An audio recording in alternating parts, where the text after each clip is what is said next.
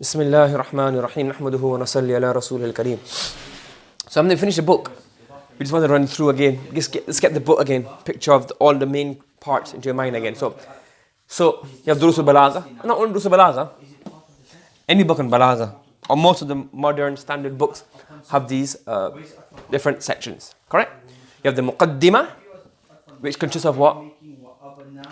What is Balagah? What is Fasaha? What is all these kind of stuff? Ilm al-Ma'ani is to do with what? The meaning of words. What does taqdeem do? What does ta'khir do? Making a ma'rifah, nakira, qasr, ijaz, all of these things. Ilm al-Bayan? Metaphors, idioms. Ilm al-Badi is embellishment. How do you make the kalam beautiful? How do you add, so after you've done this, how do you make sure it's adding beauty onto the kalam? Okay, so the Muqaddimah, there were two aspects of the Muqaddimah, Fasaha and Balagha. We said Fasaha is what? You have a kalima that's fasih, you have a kalam that's fasih, mutakallim that's fasih. Correct? And then you have Balagha. Balagha means what? You bring the kalam according to the match the situation scenario. Okay? And you have Balaghatul Kalam and Balaghatul Kalam, Balaghatul Mutakallim. You can't have Balaghatul Kalima because the kalima can't be baligh. Okay, so fasaha and kalima. And as we mentioned, we probably understood from now, this is according to the mutaakhirun. Mutaqaddimun will use fasaha and balagha like interchangeably. Okay? And then you have ilm al-ma'ani. So the muqaddimah, this is the main two parts of the muqaddimah, the fasaha and the balagha section. And then what is fasahatul kalima, kalam and mutakallim, kalam and mutakallim. Okay? Then you have ilm al-ma'ani. Ilm al-Ma'ani comprises of 1, 2, 3, 4, 5, 6, 7, 8, 9 chapters, 9 abwab. What's bab number 1? Differentiate between khabar and insha. What's jumla khabariyya, what's jumla insha'iyya. The second chapter was dhikr and hadaf. Where do you mention something where you don't need to mention it? Where do you do hadaf when it should have been not been hadaf? And taqdeem and ta'khir. Where do you bring forth? It's called fronting. Where do you front? Where do you do delay the sentence? Iyyaka na'bud. Why is iyyaka brought first? Why is something else brought for ma'atuf alayhi ma'atuf? Why was that the ma'atuf? Why is this ma'atuf alayhi? That discussion. Ta'rif and tankir. Where do you bring ma'rifah? Where do you bring nakira? What's the fawaid of the different types of ma'arif? Okay. Itlaq and taqeed. Where do you bring mutlaq? What does mutlaq and muqayyad mean? That apart from the musnad and musnad ilayhi, everything else called a qaid. So where do you bring those quyud? What's the faida of maf'ul bihi? What's the faida of maf'ul lahu? What's the faida of mustasna? What's the faida of hal? What do all of these things give? Correct? Then qasr. Where you do qasr of one part over the other. Not over the other, on the other. So ma ja illa zaydun, ma hadha illa bashar. So we say not only you do qasr. What faida does that bring? Then you have wasl and fasl. So until here, we're dealing about one sentence. And here you're dealing about two sentences together.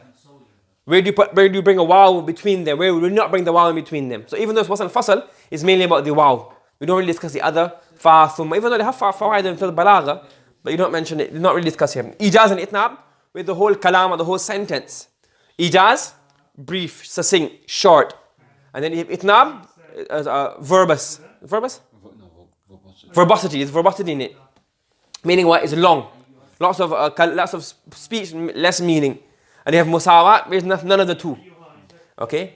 Then you have a section where we discuss all of these rules, where we go against these rules. Not all, some of them. Okay, this was what we done in ilm al-ma'ani, and I said this is the structure of Duroosul Balagha. Other books that they have a chapter on khabar and insha, then they have a chapter on musnad ilay, and a chapter on musnad, and a chapter on the qaid. And in these babs they will discuss this. You get it? So we have here dhikr and hadaf, and in there we discuss both musnad ilay, musnad, and qaid. Where do you do dhikr and hadaf of it? And then here taqdeem and ta'khir, where do you do taqdeem of the musnad ilay and the qaid? Where do you do ta'rif of the musnad ilay or the qaid? And then the other methodology of analyzing it is where we discuss musnad ilay, and then in there you discuss the taqdeem of the musnad ilay, ta'khir of the musnad ilay, ta'rif of musnad ilay.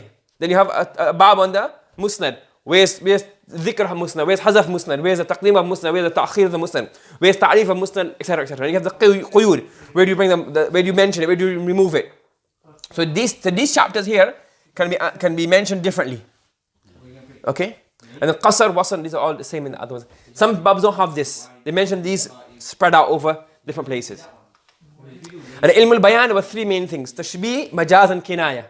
Tashbih is when you draw resemblance or similitude between two or more things. And it goes on to majaz. Majaz, you have majaz mursal and majaz isti'ara. And then you have kinaya. So these are the three main things discussed in that section. And in ilm al-badi', we had three things. One is muhassanat ma'nawiyya. How do you make the kalam, the meaning of the kalam more beautiful? How do you beautify the meaning of the kalam? And again, the muhassanat ma'nawiyya is those things which the exact word doesn't make a difference, the meaning makes a difference. So if, for example, if you change the word ata into i'ta, gives a similar meaning. Because it has mutaradif.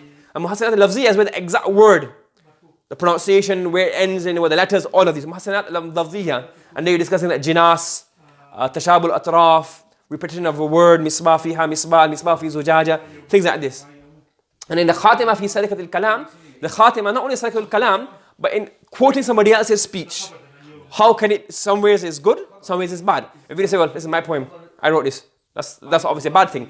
But you incorporate somebody else's poem with tazmeen, the iqtibas, it can be nice, it can be good thing, it can be bad thing. So these are, they're not always muhassinat, some are muhassin, some muqabbih. But these are the things we discuss in the ilm al-badi' khatima. And this was a summary of what we done. So again, you have the muqaddimah, fasaha and balagha, the ilm al-ma'ani had the 8 chapters, ilm al-bayan you had the 3 sections, and ilm al-badi' 3 sections again. So all you have to remember these things, and then obviously you might not remember every single thing. There's a lot of information. The first time around, you're studying this for the first time, you might forget a lot of the stuff.